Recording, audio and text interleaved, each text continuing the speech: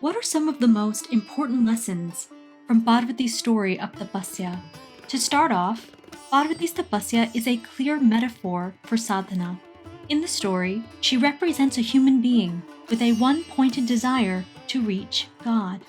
Then, she performs spiritual practices under the guidance of a teacher and ultimately reaches the highest spiritual state, as represented by Lord Shiva appearing to her and granting her her wish for marriage or eternal union. I think all of this teaches us several things. 1. Sadhana takes time, so start now. Parvati needed to meditate for thousands of years before Lord Shiva appeared to her, which I think is meant to illustrate that sadhana requires time. In his book, Where Are You Going?, the Siddha Master Swami Muktananda says, "Without meditation on the self, without spiritual practice, the only thing you will attain is your death. Most people think that youth is a time for eating, drinking, and indulging in all the pleasures of the world, and that when their bodies have become old and worn out, they can start thinking about God. But what can you do when your body is old? For this reason, the poet Bhartri Hari wrote, 'As long as your body is healthy and strong, as long as your senses still function, do something for yourself.'" Swami Muktananda continues, "Why wait? Contemplate the self and attain it now. Know that life is very short. You were not born into this world just to eat and drink and die." 2. Sadhana feels difficult, but every practice counts. Parvati often wondered if Lord Shiva were even aware she was performing tapasya, and this thought discouraged her at times. Similarly, it's understandable if we get frustrated in sadhana because we're not getting a spiritual experience. Almost every Indian saint expressed this emotion in their poetry or writing at some point, so it's extremely relatable. One verse from the Shiva Sutras says, "Prayatna sadhaka." A seeker is one who makes an effort. One of the most famous verses from the Bhagavad Gita says, "You have a right to perform your prescribed duties, but you are not entitled to the fruits of your actions." This teaching doesn't just apply to worldly duties, but to spiritual ones as well. We only have the right to perform spiritual practices, not receive spiritual fruits like experiences of God. But it's a sign of right understanding to want experiences of God. Also, every ounce of spiritual effort counts. Every time we remember God, repeat the mantra, offer our physical actions, or even listen to bhajans, these practices transform us from within. We might not detect it, but it's happening. 3.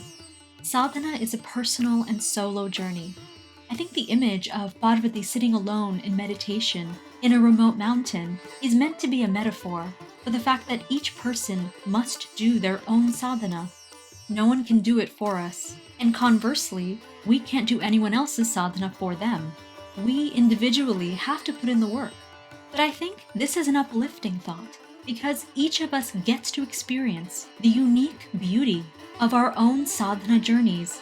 An important theme woven throughout Parvati's story is the concept of an Isht-Dev, or cherished God.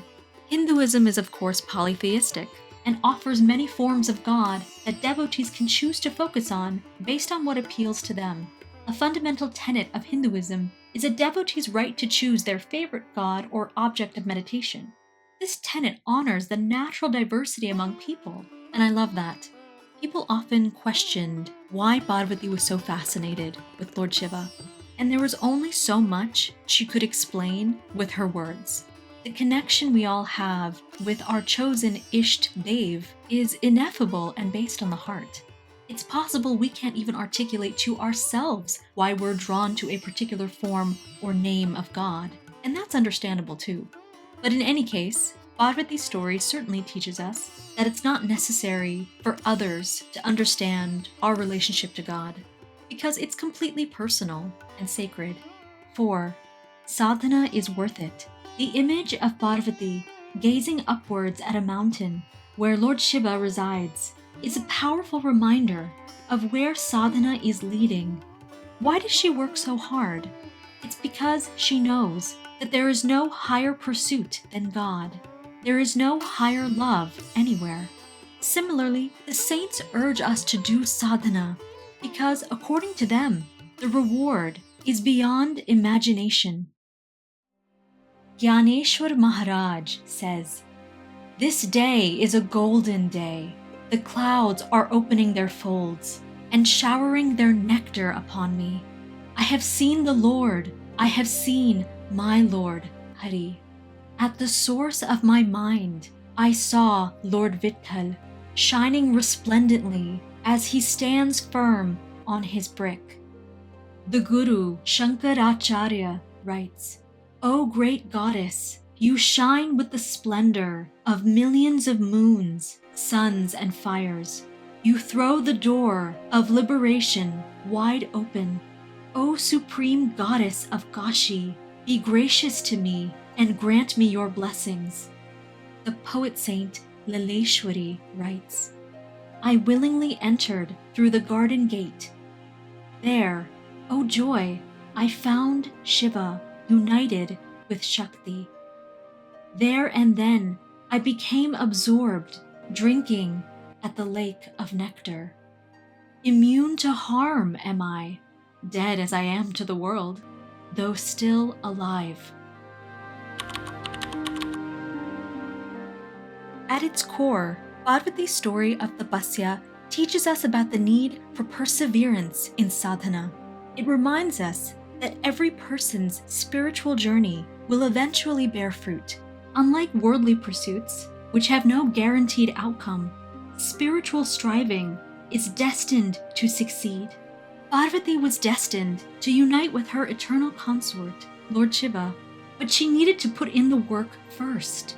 In the same way, we are all forms of God exactly as we are, but we need to do spiritual practices to experience this firsthand.